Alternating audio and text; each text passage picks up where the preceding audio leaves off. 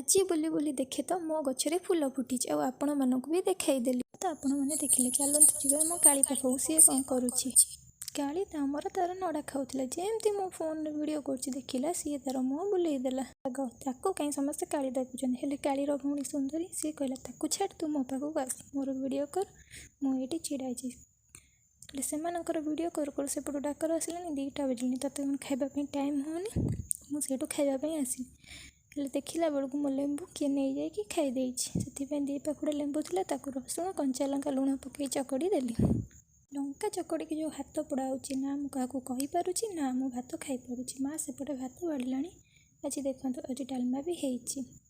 ଭାତ ଡାଲମା ଭଜା ଆଳୁ ଚକଟା ଝୋଳ ପାଣି ଖାଇକି ମନ ଶାନ୍ତି, ଖାଇ ଦେଇକି ଶୋଇ ପଡ଼ିଥିଲି। ଆଉ ଏ ହାତ ପୋଡ଼ା ତ ଏପର୍ଯ୍ୟନ୍ତ କମୁନି। ଆପଣମାନେ ଦେଖିକି ଲଙ୍କା ଚକଡ଼ିବେ, ଏତେ ରାଗ ଚକଡ଼ିବେନି ଯେ ହାତ ପୋଡ଼ା ହେଉଥିବ। ରହୁଛି, ନମସ୍କାର।